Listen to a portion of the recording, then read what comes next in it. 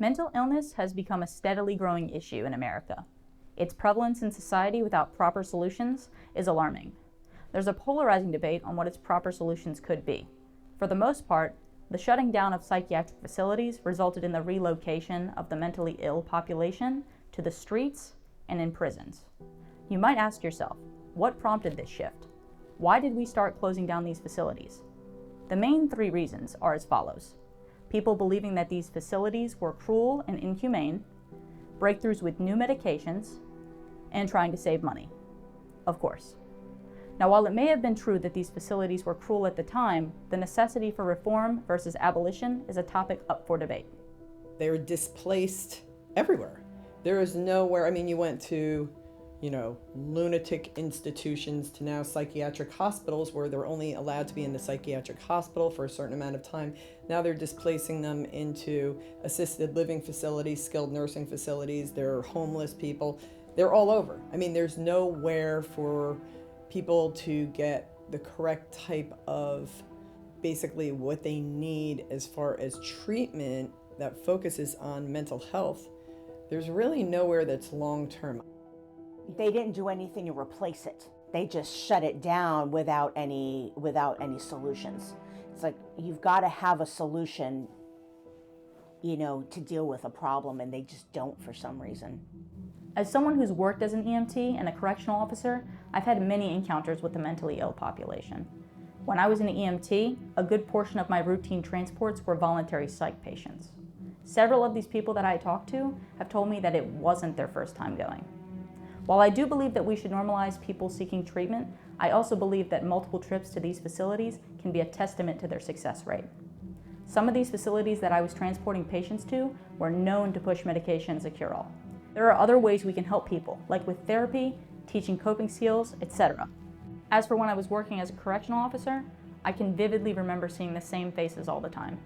Every time I developed a good rapport with an inmate upon release, I would always tell them that I didn't want to see them again, at least under those circumstances. And they knew that I meant well, but sure enough, they would come back. And when they did, and they saw me, I could see the disappointment in themselves on their faces.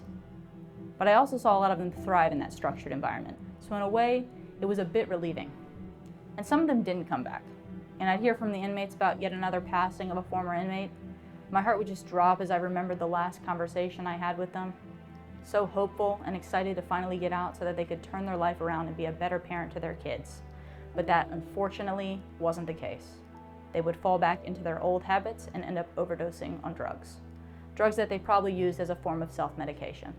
Working at a detention facility, you realize that these are people that you run into every day. These people do come from many different situations, and unfortunately many cases have just very unfortunate childhoods. They face a whole different set of battles than normal people do. So it's definitely, they need more support certainly, and I'm not exactly sure what that looks like. One of the greatest shocks for me was having conversations with the small group of women that I was incarcerated with. And all of them had some sort of physical assault, had suffered some kind of physical or sexual trauma before the age of 16.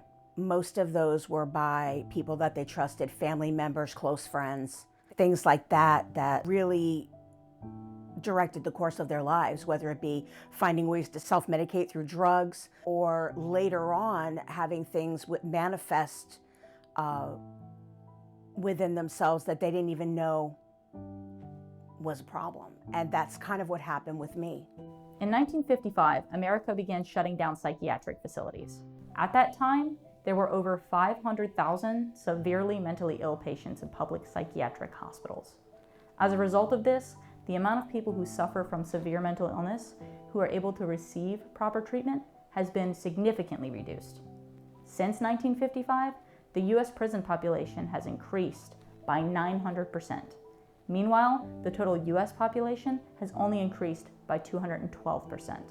According to prisonpolicy.org, 27% of individuals who've been incarcerated at least 3 times within a year report to suffer from moderate to severe mental illness.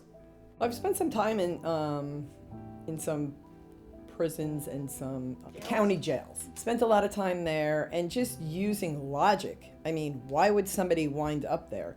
Most of the time they're on drugs. If they're on drugs, or if it's a drug-related problem, why did they use drugs? To escape some underlying problem, which was typically depression or anxiety. If they didn't use drugs, then most likely it was a pure mental health problem and they committed some type of a crime or something like that. But I think the majority of the people have mental health problems. I mean, why else would you wind up somewhere where you're, basically giving away your freedom? I'll just say, based on my experience of working with several hundred inmates over the course of 5 years, a small minority of them certainly dealt with mental health issues, and we had to have on-site staff present just for that reason.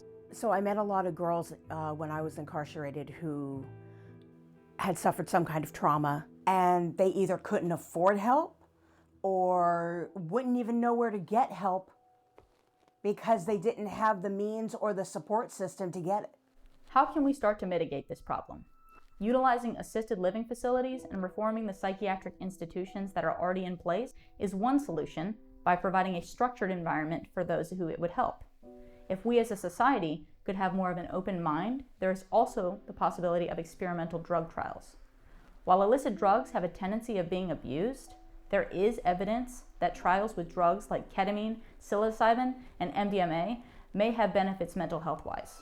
Human studies have shown that ketamine can have prolonged antidepressant effects.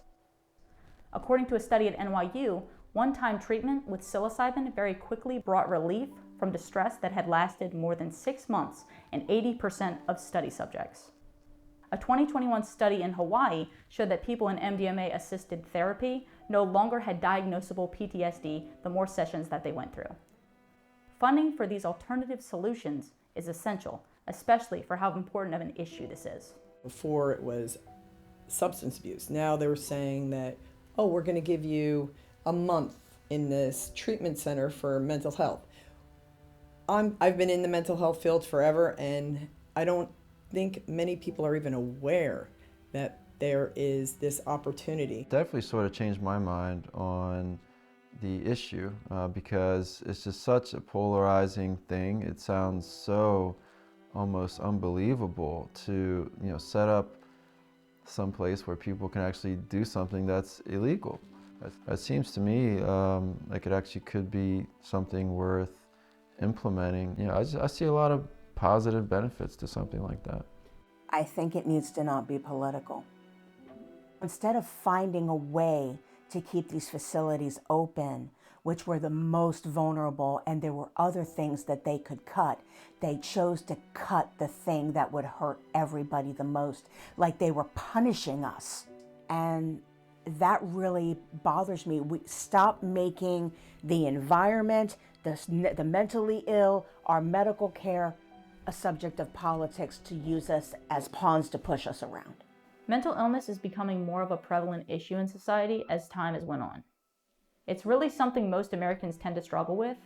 The burning question that I have when it comes to mental illness is, do we have a better solution? While we still have psychiatric hospitals, they aren't nearly as prevalent as they were in the 20th century. This has resulted in migrating this population to the streets and in prisons.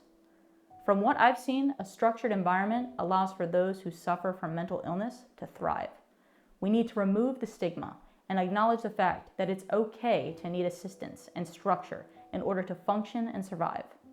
Experimental drug trials like MDMA, psilocybin, and ketamine are other options we should be open to. The brain is the most important organ in our body, and if the mind is unwell, it can have effects on the rest of your health, which is why there needs to be a better solution than what we already have. And jails are not the place for the mentally ill.